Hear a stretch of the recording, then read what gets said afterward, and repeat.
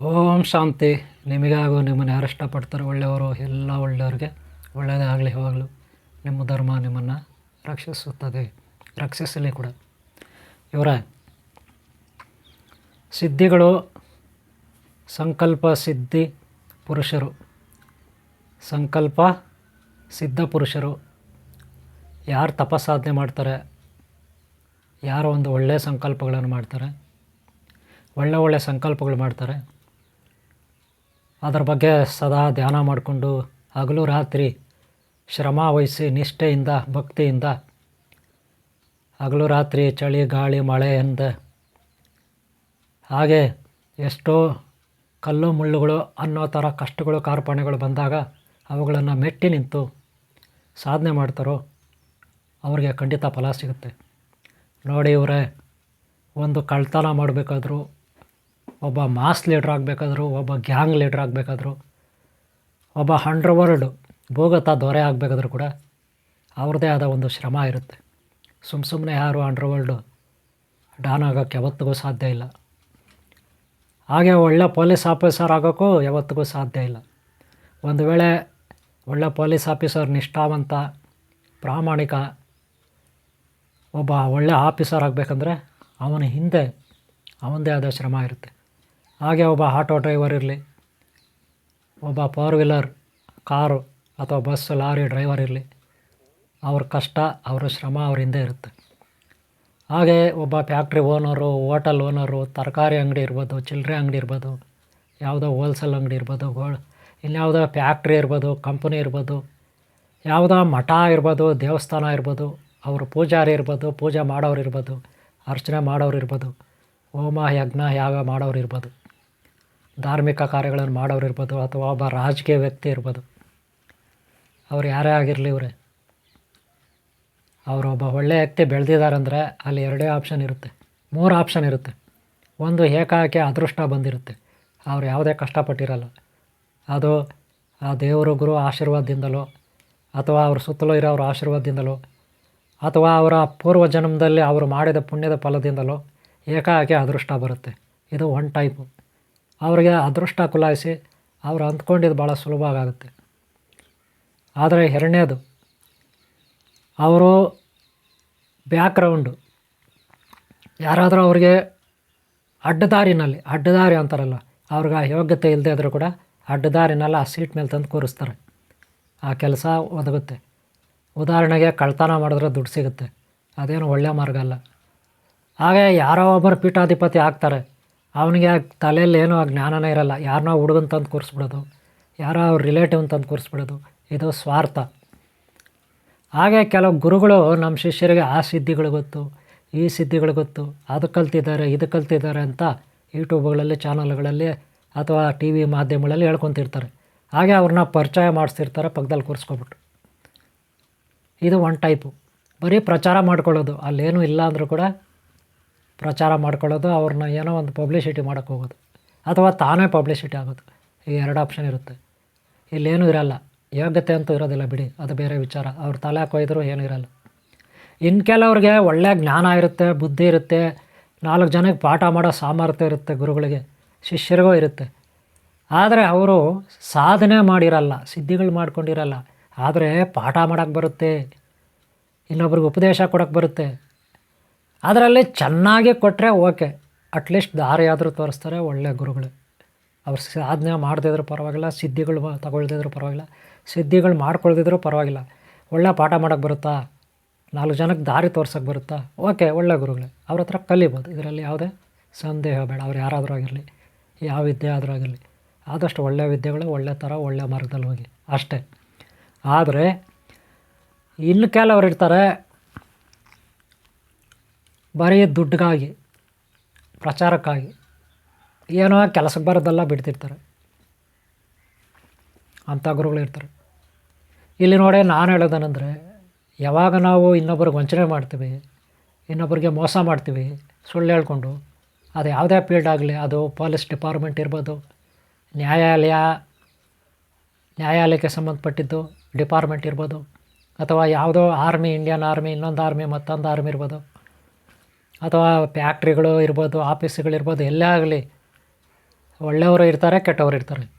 ಆದರೆ ಅವ್ರ ಕರ್ತವ್ಯ ಏನಿದೆ, ಯೂನಿಫಾರಮ್ ಮೈ ಮೇಲೆ ಹಾಕಿದ್ಮೇಲೆ ಈ ಶರೀರ ಮೇಲೆ ಒಂದು ಯೂನಿಫಾರಮ್ ಅಂತ ಇರುತ್ತೆ. ಅದರ ಜವಾಬ್ದಾರಿ ಏನು, ಅದಕ್ಕೆ ಅದರದ್ದೇ ಆದ ತತ್ವ ಸಿದ್ಧಾಂತ ಇರುತ್ತೆ, ಒಂದು ನೀತಿ ನಿಯಮಗಳು ಇರ್ತವೆ.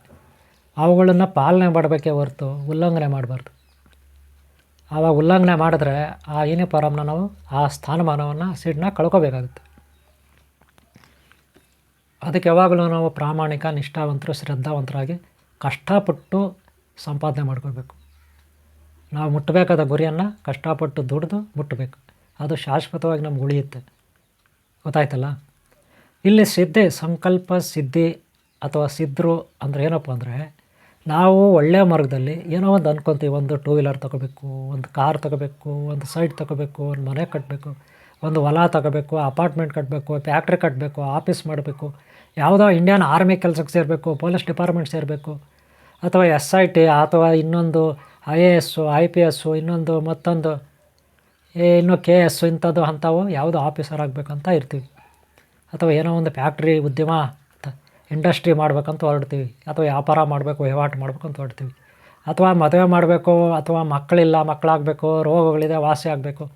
ಈ ಥರ ತಮ್ಮದೇ ಆದ ಸಮಸ್ಯೆಗಳು ಎಲ್ಲರಿಗೂ ಇರುತ್ತೆ, ಆಸೆಗಳಿರುತ್ತೆ, ಆಕಾಂಕ್ಷೆಗಳಿರುತ್ತೆ. ಅದು ಈಡೇರಿಕೆ ಆಗಬೇಕು. ಅದಕ್ಕೊಂದು ಸಂಕಲ್ಪ ಮಾಡ್ತೀವಿ. ಈಗಾಗಲೇ ನಾನು ಪಾರ್ಟ್ 1 ಹಾಕಿದ್ದೀನಿ. ಯಾರು ನೋಡಿಲ್ಲ ಅದು ನೋಡಿ.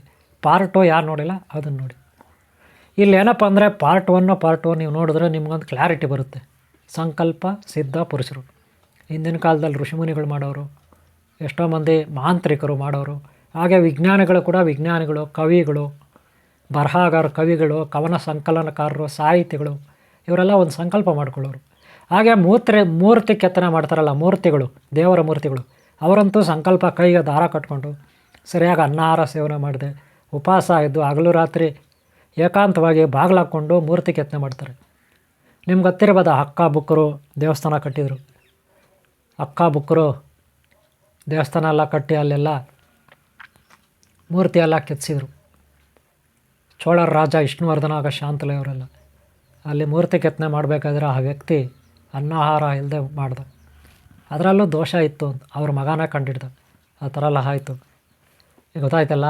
ಹಾಗೆ ಇಲ್ಲಿ ಈಗ ನಮ್ಮ ಅಯೋಧ್ಯೆಯಲ್ಲಿ ಶ್ರೀರಾಮಚಂದ್ರ ಪ್ರಭು ಮೂರ್ತಿಯನ್ನು, ಬಾಲಮೂರ್ತಿಯನ್ನು ನಮ್ಮ ಭಟ್ರವರು, ಮೈಸೂರಿನವ್ರ ಭಟ್ರು ಅದನ್ನು ಕೆತ್ತಿ ಇವತ್ತು ಕರ್ನಾಟಕಕ್ಕೆ ಒಂದು ಒಳ್ಳೆಯ ಹೆಸರು. ಆದರೆ ಅಲ್ಲಿ ಏನೇ ಆಗಲಿ ಒಳ್ಳೆಯ ಗುರಿ ಇಟ್ಕೋಬೇಕು, ಒಳ್ಳೆಯ ಸಂಕಲ್ಪ ಇಟ್ಕೋಬೇಕು, ಅದನ್ನು ಪೂರ್ತಿ ಮಾಡ್ಕೋಬೇಕು. ಮಧ್ಯದಲ್ಲಿ ಕಲ್ಲು ಮುಳ್ಳು ಅನ್ನೋ ಥರ ಎಷ್ಟೋ ಬಂಡಾಸುರರು, ಅಭಿಮಾನಿಗಳು, ತಾರಕಾಸುರರು, ಮಹಿಷಾಸುರರು ಅಭಿಮಾನಿಗಳಂತ ಹೇಳ್ಕೊಂಡು ತಿರುಗ್ತಿರ್ತಾರೆ. ಇನ್ನೇನೋ ಅವರ ಪಾದ ಧೂಳಿಗೂ ಇವರು ಸಮಾನರಲ್ಲ, ಅವರು ವೀರರು. ಮಹಿಷಾಸುರ ಇರ್ಬೋದು, ತಾರಕಾಸುರ ಇರ್ಬೋದು, ಕುಂಭಕರ್ಣ ಇರ್ಬೋದು, ರಾವಣ ಇರ್ಬೋದು, ಇವರೆಲ್ಲ ಮಹಾನ್ ವೀರರು. ಅವರೇನು ಸೋಂಬೇರಿಗಳೆಲ್ಲ, ಬರೀ ಬುರುಡೆ ದಾಸರಲ್ಲ ಅವರೆಲ್ಲ, ಪುಂಗೆ ದಾಸರಲ್ಲ, ಅವರೆಲ್ಲ ವೀರರು.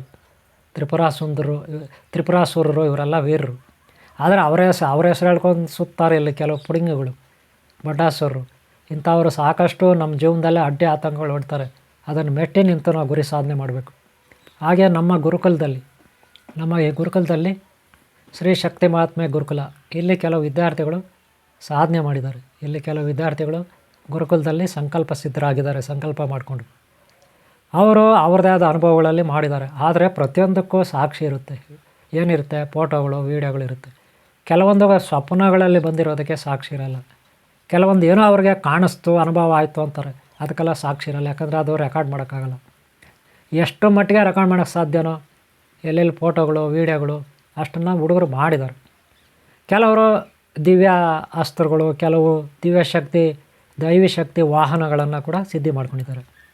ಅದರಲ್ಲಿ ಒಂದೊಂದಾಗಿ ನಾನು ವಿವರಣೆ ಕೊಡ್ತೀನಿ ಅಂತ ಲಾಸ್ಟ್ ಟೈಮು ಭಾಗ 1, 2ರಲ್ಲಿ ಸಂಕಲ್ಪ ಸಿದ್ಧಿಶಕ್ತಿ ಪುರುಷರು ಅಂತ ಲಾಸ್ಟ್ ಟೈಮ್ ವೀಡಿಯೋಗಳು ಭಾಗ 1, 2 ಹಾಕಿದ್ದೀನಿ. ಅದನ್ನು ನೋಡಿ. ಅದಾದಮೇಲೆ ಈಗ ನಾವಿಲ್ಲಿ ಯಾರ್ಯಾರು ಏನೇನು ಸಂಕಲ್ಪ ಮಾಡ್ಕೊಂಡಿದ್ದಾರೆ, ಏನೇನು ಸಿದ್ಧಿಗಳು ಮಾಡಿದ್ದಾರೆ ಅನ್ನೋದು ನೋಡೋಣ. ಮೊದಲಿಗೆ ನಾವಿಲ್ಲಿ ಕೂರ್ಮ ಅವತಾರ ಶ್ರೀಮನ್ನಾರಾಯಣ 2ನೇ ಅವತಾರ. ಯಾಕಾಯಿತು ಕೂರ್ಮ ಅವತಾರ ಅನ್ನೋದು ನಿಮಗೆಲ್ಲ ಗೊತ್ತಿದೆ. ಸುರರು ಅಸುರರು ಕ್ಷೀರಸಾಗರ ಮಂತ್ರ ಮಾಡಿದ್ರು. ಅಂದರೆ ಕ್ಷೀರಸಾಗರ ಅಂದರೆ ಹಾಲಿನಂಥ ನೀರಿನ ಸಮುದ್ರ. ಅದರಲ್ಲಿ ಕಡಿದ್ರೆ ನಾವು ಮಜ್ಜಿಗೆನ ಹೆಂಗೆ ಕಡಿತೀವಿ, ಮೊಸರನ್ನ ಕಡಿದ್ರೆ ಏನಾಗುತ್ತೆ, ಮಜ್ಜಿಗೆ ಆಗುತ್ತೆ, ಬೆಣ್ಣೆ ಬರುತ್ತೆ. ಬೆಣ್ಣೆನ ತುಪ್ಪ ಮಾಡ್ಕೋಬೋದು. ಆದರೆ ಅಲ್ಲಿ ಹೆಂಗಪ್ಪ ಅಂದರೆ ಕ್ಷೀರಸಾಗರವನ್ನು ಕರೆದ್ರೆ ಹಾಲಿನಂಥ ನೀರದು, ಬೆಳ್ಳಗೆ ಚೆನ್ನಾಗಿ ಶುದ್ಧವಾಗಿರುತ್ತೆ ಆ ನೀರು. ಅದನ್ನು ಕಡಿದ್ರೆ ಅಲ್ಲಿ ನಿಧಿ ಇದೆ ಒಳಗಡೆ ಇರೋ ನಿಧಿನ ಈಚೆ ತಗೋಬೇಕು. ಏನೇನು ನಿಧಿ ಇರುತ್ತೆ ಅಲ್ಲಿ? ಅಮೂಲ್ಯವಾದ ರತ್ನಾಭರಣಗಳು, ವಜ್ರ ವೈಡೂರ್ಯಗಳು, ಮುತ್ತು ರತ್ನಗಳು, ಮುತ್ತುಗಳು, ಮಣಿಗಳು, ನಾಗಮಣಿಗಳು, ಹಾಗೆ ಪುಷ್ಪಕ ವಿಮಾನ, ಹಾಗೆ ಅಮೃತ ಇತ್ಯಾದಿ ಇತ್ಯಾದಿ ಇರುತ್ತೆ.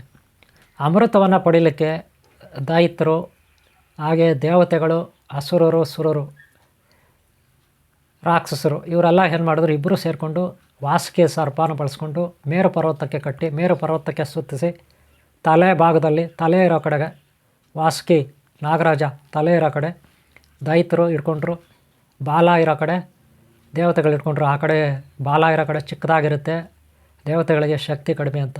ದೈತ್ಯರು ತುಂಬ ದುಷ್ಟಪುಷ್ಟವಾಗಿರ್ತಾರೆ, ಚೆನ್ನಾಗಿ ತಿಂದು ರಪ್ಪ ಆ್ಯಂಡ್ ಟಪ್ಪು. ಇವರು ತಲೆ ಭಾಗ ತುಂಬ ದಪ್ಪದಾಗಿರುತ್ತೆ, ಆ ಕಡೆ ಇಟ್ಕೊಂಡ್ರು. ಸಾಗರ ಮಂಥನ ಮಾಡಿದ್ರು. ಅಂದರೆ ಮಜ್ಜಿಗೆನ ಹೆಂಗೆ ನಾವು ಕಡಿತೀವಿ, ಪಾತ್ರೆನಲ್ಲಿ ಹಾಕಿ ಶ್ರೀಕೃಷ್ಣ ಭಗವಾನ ದ್ವಾರಕೆನಲ್ಲಿ ಹೆಚ್ಚಾಗಿದ್ದು ಕಡಿತಾರೆ ಮಜ್ಜಿಗೆ. ನಮ್ಮ ಮನೆಗಳಲ್ಲೂ ಹಿಂದಿನ ಕಾಲದಲ್ಲಿ ಕಡಿತಾಯಿದ್ರು, ಮಜ್ಜಿಗೆ ಮಾಡ್ತಿದ್ರು ಮನೆಗಳಲ್ಲಿ ಮಜ್ಜಿಗೆ. ಈಗ ಅದೆಲ್ಲ ಹೋಯಿತು. ಈಗ ಬರೀ ಮನುಷ್ಯ ಆಸೆ ದುರಾಸೆ ಅದೆಲ್ಲ ಹೋಯ್ತು ಬಿಡಿ, ಈಗಿಲ್ಲ, ಅದು ನೋಡೋಕ್ಕೆ ಕೂಡ ಸಿಗಲ್ಲ. ಆದರೆ ಮಜ್ಜಿಗೆನ ಕಡ್ದಂಗೆ ಅಲ್ಲಿ ಕಡಿತಾಯಿದ್ರು ಕ್ಷೀರಸಾಗರ. ಆ ಟೈಮಲ್ಲೇ ವಿಷ ಬಂತು. ಅದನ್ನು ಪರಮೇಶ್ವರ ಎಲ್ಲ ವಿಷನೆಲ್ಲ ತಾನು ಹೇಳ್ಕೊಂಡು ನೀಲಕಂಠ ಆದ. ಆದರೆ ಪರ್ವತ ಕೆಳಗಡೆ ಮುಳುಗೋಯ್ತು ನೀರಲ್ಲಿ, ಮೇಲೆ ಎತ್ತಬೇಕಲ್ಲ.